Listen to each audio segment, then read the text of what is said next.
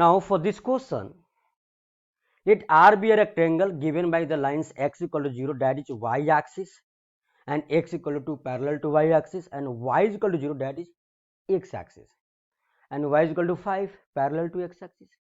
चलेगा ना. Let A alpha comma 0 and B 0 comma beta such that alpha belongs to 0 to 2 close interval and beta belongs to 0 to 5 close interval be such that the line segment AB divides the area of rectangle R in the ratio 4:1. They need to find the locus of midpoint of then the midpoint AB lies on, means हमको AB के mid point का locus we have to find simply. हाँ, तो यहाँ पे आप diagram draw करो ना, सिंपल कोऑर्डिनेट है तो we have to draw diagram. यहाँ this is X Y plane. एक तो मेरा एक्स एक्सिस हो गया, एक मेरा वाई एक्सिस हो गया, दूसरा क्या है x equal to 2 and this is x equal to 2. Third क्या है मेरा y is equal to 5, this is y is equal to 5. This is coordinate क्या होगा 2,5. हाँ जी भाई साहब, this is 2,0 and 0,5. This is origin. चलेगा ना. उसने बोला क्या है कि ठीक है अल्फा बीटा 2 पॉइंट तो लेना है, ए लेना है एक्स एक्सिस पे और बी लेना आपको वाई एक्सिस पे, बट अल्फा बोला 0-2 के बीच में होगा तो अब कोर्स ए यहाँ होगा. हाँ जी, this is A alpha comma 0 और 0 और 5 के बीच में बीटा है तो 0 कोमा बीटा यहाँ होगा. This is B. मैंने ज्वाइन किया इस लाइन सेगमेंट को, ए बी में जो फॉर्म किया.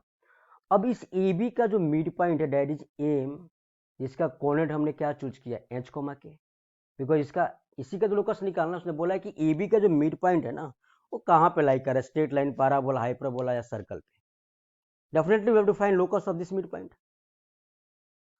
अब बात क्या है ना कि उन्होंने इंफॉर्मेशन ये दे रखा है कि भाई जो ए बी लाइन सेगमेंट है ना, रेक्टेंगल आर के एरिया को 4:1 के रेशियो में डिवाइड कर रहा है. तो मेरे पास दो सेक्टर फॉर्म हो रहा है. एक सेक्टर ए हुआ क्या, एक सेक्टर ए हो रहा है, ऑफ कोर्स हो रहा है सेक्टर ना. तो एरिया ऑफ, हमको रेशियो ऑफ एरिया लेना है.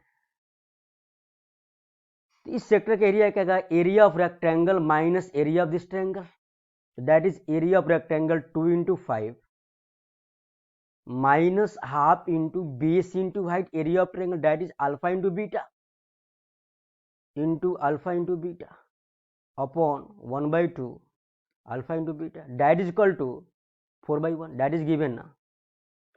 यहां से अपन को ना एक रिलेशन फॉर्म होगा अल्फा और बीटा में. समझ में आया क्या, यही तो काम दिख रहा है आपको. तो 10 minus this is 10 minus alpha beta upon alpha into beta, that is equal to 4. So from here we have 20 minus alpha beta, that is equal to 4 times alpha into beta. क्या किया हमने 10 माइनस 1/2 अल्फा बीटा, तो हमने LCM लिया 20 minus alpha beta, 2 get cancel into alpha beta. ठीक है, तो अपन के पास क्या आ रहा है 5 times alpha beta is equal to 20. So we have alpha beta that is equal to 4. That means मुझे अल्फा बीटा में एक रिलेशन तो आ गया ना यार, आ गया. अब मुझे ए बी के मिड पॉइंट का locus we have to find.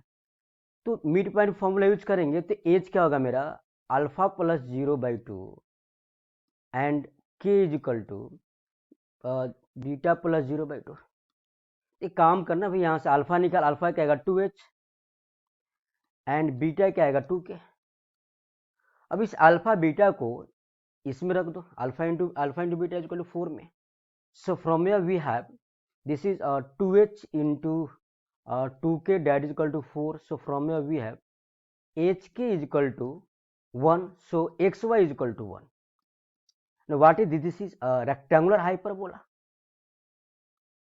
This is required locus.